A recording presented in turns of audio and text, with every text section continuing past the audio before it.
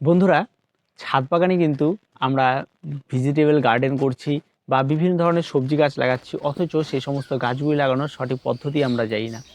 যার ফলে কী হচ্ছে, অনেক গাছ লাগানোর পরেও দুটো একটা করে সবজি হয়, তারপরে কিন্তু গাছ নষ্ট হয়ে যায়। চলুন আজকে আমরা ছাদ বাগানের সেই বেগুন গাছ নিয়ে আলোচনা করি। যে গাছগুলি ছাদ বাগানে আপনারা লাগালেন, সেখান থেকে আপনারা প্রচুর পরিমাণে ফলন পেতে পারেন।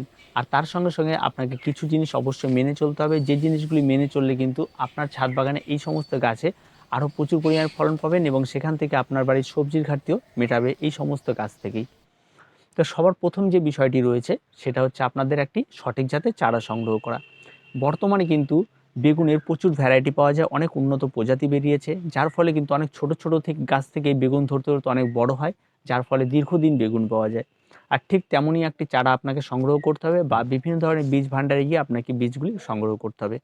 আর বীজ থেকে চারা তৈরি করার সময় কিন্তু এখন অনেকটাই পেরিয়ে গেছে। এ ধরনের চারা তৈরি করার জন্য সময় হচ্ছে মেনলি অক্টোবর মাস। অক্টোবর মাসের শুরুর দিক থেকে এই সমস্ত গাছের বীজগুলি ফেলে দেওয়া হয়, আর এই সময় কিন্তু চারা বসানোর সময় থাকে।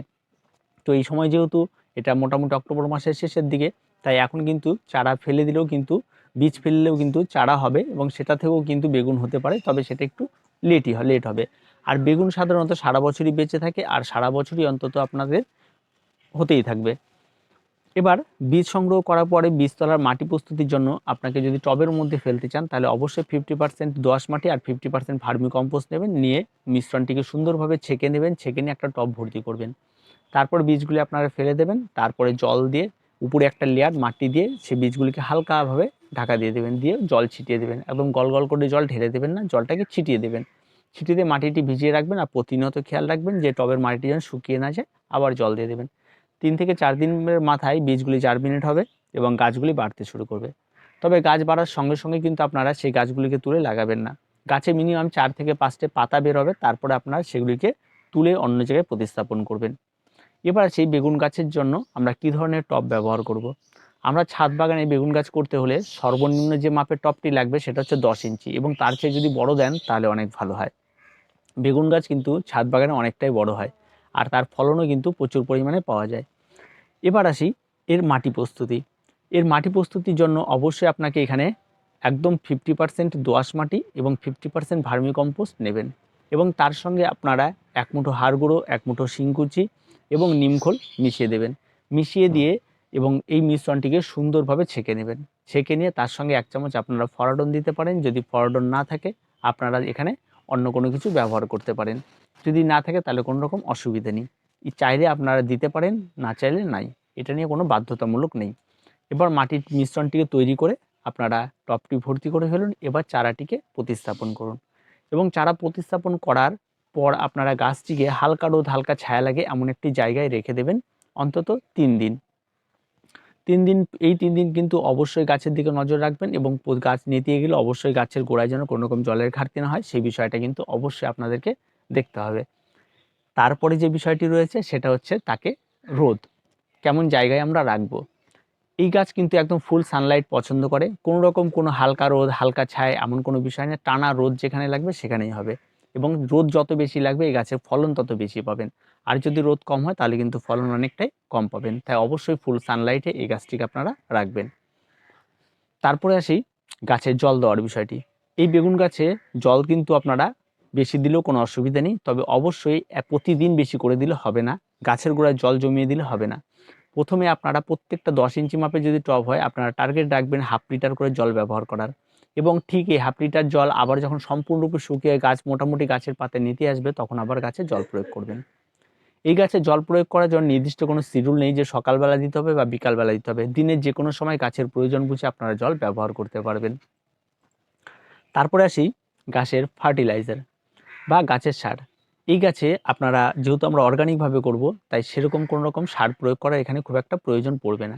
তবে গাছে যখন প্রথম ফুল দেখা দেবে, তখন কিন্তু আপনাদেরকে এই গাছগুলিতে 1 চামচ হাড় গুঁড়ো, 1 চামচ শিংকুচি মিশ্রণটি নেবেন, এবং তার সঙ্গে অল্প নিম খোল নিয়ে মিশ্রণটি তৈরি করে এই গাছে ব্যবহার করবেন। আর কোনো ভার্মি কম্পোস্ট বা কোনো কিছু ব্যবহার করার এই সময় প্রয়োজন পড়বে না, এবং সেই মিশ্রণটি এই গাছের গোড়াতে আপনারা গোড়া থেকে একটু দূর দিয়ে মাটি খুঁড়ে এটাকে দিয়ে দেবেন। দেওয়ার পরে আপনারা প্রতিনিয়ত যেভাবে জল দিন সেভাবে জল দেবেন। এবার আসি গাছের পোকামাকড়। এই গাছে সাধারণত বিভিন্ন ধরনের মাকড়ের আক্রমণ ঘটে, লাল মাকড়ের আক্রমণ ঘটে এবং তার সঙ্গে সঙ্গে সাদা মাছির আক্রমণ ঘটে। এই সমস্ত বিষয়গুলির জন্য অবশ্যই আপনাদের নিয়মিত নিম তেল আপনারা স্প্রে করতে পারেন।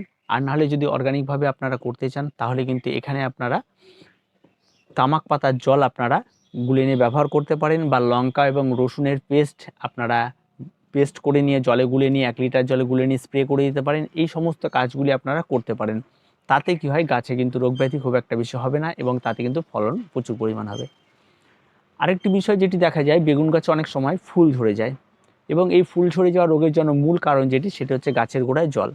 আর গাছের গোড়ায় অনেক সময় নিমাটল তৈরি হয় এবং যেই নিমাটল গাছের গোড়াকে নষ্ট করে দেয়, রুট সিস্টেমকে নষ্ট করে, যার ফলে কিন্তু বেগুনের ফুল কিন্তু ঝরে যায়। অবশ্যই এখানে আপনাদের যাতে না হয় তার জন্য অবশ্যই মাটিতে যখন এই অবস্থায় দেখবেন, মাটিতে আপনারা অল্প নিম খোল ব্যবহার করবেন, তাহলে কিন্তু এই সমস্যা থেকে দূর হবে। আর তাতেও যদি না হয় তাহলে অবশ্যই আপনাদের কিন্তু সেই সময় কিন্তু রাসায়নিক ব্যবহার করতে হতে পারে, আপনাদের ম্যাগনেসিয়াম সালফেট ব্যবহার করতে হতে পারে বা ফসফেট ব্যবহার করতে হতে পারে সামান্য পরিমাণ। এবার আসি, গাছে ফল বা সমস্ত কিছু পর্যন্ত আপডেট আপনাদের দিয়ে দিলাম। এই অবস্থায় আপনারা গাছগুলিকে লাগিয়ে ফেলুন। আর অবশ্যই গাছ যখন বড় হবে তার জন্য গাছের সাপোর্ট দিতে হবে, আপনাদের কিছু একটা পুঁতে দিতে হবে, গাছকে বেঁধে দিতে হবে, আর প্রতিনিয়ত গাছের প্রতি নজর রাখতে হবে। আর সর্বশেষ যে বিষয়টি নিয়ে আমি বলবো সেটা হচ্ছে মনিটরিং। অবশ্যই গাছে প্রতিনিয়ত মনিটরিং করতে হবে। আপনাকে গাছে দেখতে হবে যে আমার গাছটি সমস্ত কিছু সুস্থ আছে কিনা এবং গাছে কোনো রকম কোনো সমস্যা আছে কিনা, গাছের গ্রোথ ঠিক আছে কিনা, এই সমস্ত বিষয়গুলি কিন্তু দেখতে হবে। কারণ বর্তমানে কিন্তু বেগুন গাছে প্রচুর পরিমাণে বেগুন হয়, আর শীতে কিন্তু আরও বেগুন হবে এবং যখন এই সমস্ত গাছগুলিতে বেগুন হবে অবশ্যই আপনারা আপডেট পেয়ে যাবেন। আমার এখানে এই যে গাছটি দেখতে পাচ্ছেন সেটা কিন্তু আলাদা ভ্যারাইটির গাছ, এই গাছটি আলাদা ভ্যারাইটির গাছ, এরকম 2-3টে ভ্যারাইটির এবার বেগুন লাগানো হয়েছে। তো অবশ্যই আপনারা কখন কি হচ্ছে অবশ্যই আপনারা আপডেট পেয়ে যাবেন। আর তার সঙ্গে সঙ্গে উত্তর দিনাজপুর জেলায় বিখ্যাত যে ভিগোরের বেগুন, সেটাও এবছর করেছি এবং সমস্ত কিছু আপনারা পেয়ে যাবেন পরবর্তীতে আপডেটে। তো আজকে এ পর্যন্ত। আপনারা ফার্স্ট স্টেজে যে কাজগুলি করতে হয় বেগুন গাছে, সেই কাজগুলি আপনাদেরকে বলে দিলাম, অবশ্যই আপনারা এগুলি করুন। খুব সহজ, তেমন কোনো কঠিন কিছু নেই, আপনারা প্রত্যেকে পারবেন। আর ভেজিটেবল গার্ডেন যদি ছাদে হয় তাহলে কিন্তু প্রচুর সবজির ঘাটতি পাওয়া যায়, আর বর্তমানে কিন্তু বাজারে সবজির মূল্য হাই। তো ভিডিওটি এ পর্যন্তই। ভিডিওটি ভালো লাগলে অবশ্যই লাইক, শেয়ার এবং কমেন্ট করুন, আর আমাদের চ্যানেলটিকে অবশ্যই সাবস্ক্রাইব করুন।